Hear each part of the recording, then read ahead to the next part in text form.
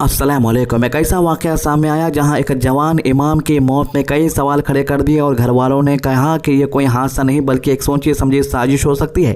बिहार के रहने वाले 30 साल के मौलाना तौसीफ रज़ा मज़ारी की लाश उत्तर प्रदेश के बरेली रेलवे स्टेशन के करीब पटरियों पर मिली। यह वाक़या 26 अप्रैल की रात का बताया जा रहा। जब ये ट्रेन से सफ़र करते हुए वापस घर लौट रहे थे। मौलाना तौसीफ रज़ा मज़ारी असल में बिहार के किशनगंज डिस्ट्रिक्ट के बकोतोली गाँव के रहने वाले थे और ये सिवान में इमाम होने के साथ साथ मदरसा में तालीम भी देते थे। कुछ दिन पहले ये बरेली गए थे जहां तजुशरिया का उरूस में शिरकत करने के लिए पहुंचे थे और यहां आते वक्त इनके साथ ये दर्दनाक हादसा पेश आया।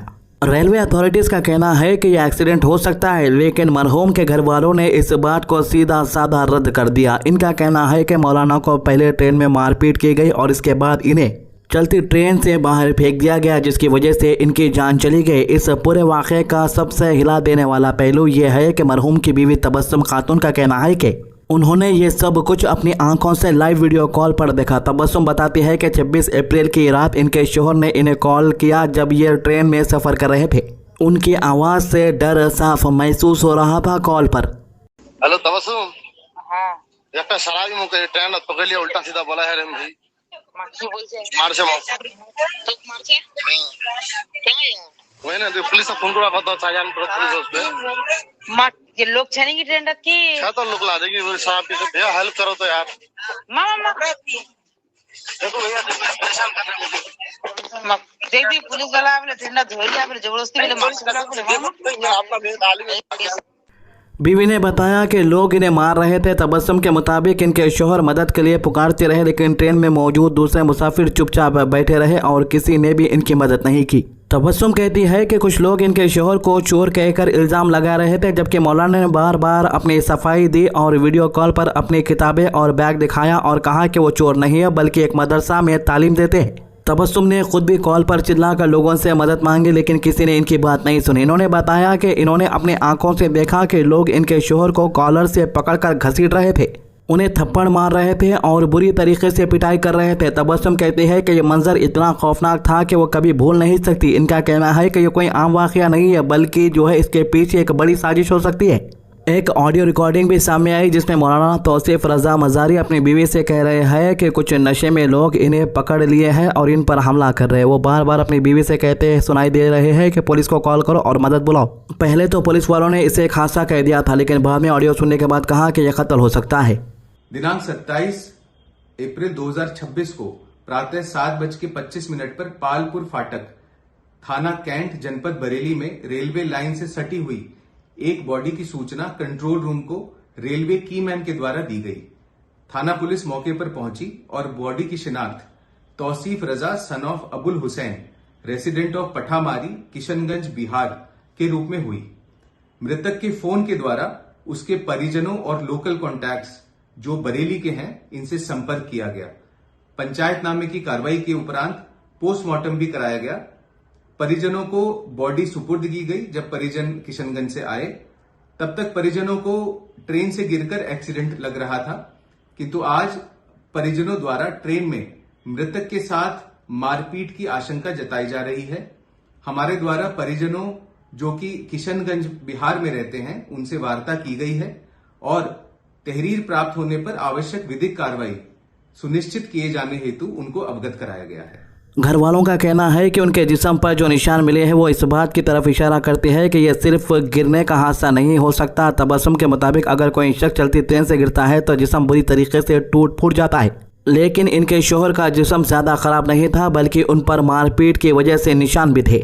तबस्सुम ने बताया कि यह वाक़े के बाद जब इन्होंने दोबारा अपने शोहर को कॉल किया तो कोई जवाब नहीं मिला। अगले दिन एक पुलिस ऑफिसर्स ने फ़ोन उठाया और बताया कि इन्हें पटरियों के पास से फ़ोन और सामान मिला है। पहले कहा गया कि हालत सीरियस है और बाद में तस्दीक हुई कि इनकी मौत हो चुकी है। मरहूम के चाचा ने भी रेलवे के एक्सीडेंट वाले दावे को रद्द करते हुए कहा कि लगता है कि पहले इन पर हमला किया गया और फिर लोगों को यह बताया गया कि वो चोर है ताकि किसी को शक ना हो और भीड़ उनके खिलाफ ना हो जाए। इनका कहना है कि यह एक सोची समझी चाल हो सकती है जिसमें पहले लोगों को भड़काया गया और फिर इन पर हमला किया गया जानबूझकर। हमला क्यों हो सकता है? हमला जाहिर सी बात है कि कुछ अंधभक्तों के दिल और दिमाग में इतना जहर घुल चुका है कि वो दाढ़ी टोपी वाला या कुर्ता पायजामे में जिसको भी देखते हैं उनका आंख भड़क उठता है।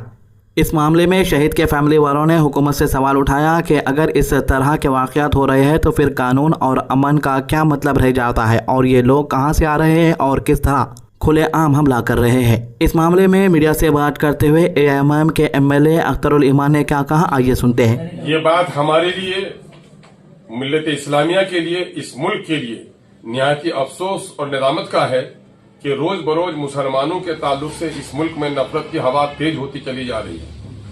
मोदी जी और योगी जी की सरकार में मुसलमानों का जीना गोया मुश्किल हो गया है। अभी हाल का वाकया है, 26वीं तारीख को ट्रेन नंबर 04314 जो ऋषिकेश से मुजफ्फरपुर के लिए आती है स्पेशल ट्रेन, उस ट्रेन में मौलाना तौसीफ रजा मजहरी साहब जो भोगडाबर बखोटोली ठाकुरगंज जिला किशनगंज के रहने वाले हैं, वो लौट रहे थे और ट्रेन में गुंडों ने उसके साथ मारपीट की और उसको ट्रेन से धक्का देकर फेंक दिया।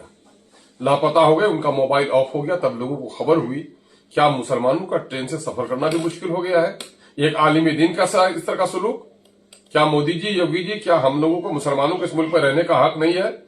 याद रखिए, जिस मुल्क में धर्म ग्रंथों का, धर्म गुरु का और धार्मिक आदर्शों का पालन न हो, उस मुल्क को तबाह होने से कोई नहीं बचा सकता। अख्तरुल ईमान जो कह रहे हैं, इनकी बातों में काफ़ी सच्चाई है। जाहिर सी बात है कि कोई भी शख्स अगर किसी भी शख्स के ऊपर इल्ज़ाम लगा देता है और वो ग्रुप में रहता है, उसे वहीं पर मार कर फेंक देता है, तो फिर कानून किस काम का। मुल्क बर्बादी की कगार पर ऑलरेडी आ चुका है। जब एक चीफ मिनिस्टर रहते हुए योगी आदित्यनाथ ये कहता है कि सड़कों पर नमाज नहीं पढ़ो, वहीं दूसरी तरफ सड़कों के ऊपर दूसरे मजहब के लोग कई घंटों तक फेस्टिवल मनाते हैं। यानी अब ऐसा लग रहा है कि कानून गरीबों के लिए कुछ काम ही नहीं कर रहा है, सिर्फ और सिर्फ पैसे वालों के लिए और पॉलिटिशियन के लिए ही काम कर रहा है। खासतौर से उत्तर प्रदेश और बिहार के अंदर जुल्म सिर्फ मुसलमानों पर नहीं बल्कि जो लोग माइनॉरिटी में है उन पर भी हो रहा है। किस तरीके से फेस्टिवल के नाम पे हंगामा होता है हमने कई बार देखा। अंग्रेज़ दूसरे मुल्कों से आके यहाँ के वीडियो बनाकर सोशल मीडिया के ऊपर वायरल कर रहे हैं और कह रहे हैं कि देखो यहाँ पर के पानी के अंदर कितना बड़ा चिकड़ भरा हुआ है, कितना कचरा भरा हुआ है, यहाँ के खानों के अंदर कितना तेल पड़ा हुआ है और किस तरीके से लोग खाना खा रहे हैं। यानी हर तरफ मुल्क के खिलाफ वीडियो बनाए जा रहे हैं। जो लोग बाहर से भी आ रहे हैं और जो लोग करोड़पति हैं वो लोग मुल्क छोड़कर भाग रहे हैं, दूसरे मुल्क की सिटीजनशिप लेकर वहाँ पर सुकून की जिंदगी गुजार रहे हैं। फिलहाल घर वालों ने अभी तक फॉर्मल पुलिस कंप्लेंट दर्ज नहीं करवाई है, लेकिन इनका कहना है कि वो जल्द ही कानूनी कार्रवाई शुरू करेंगे,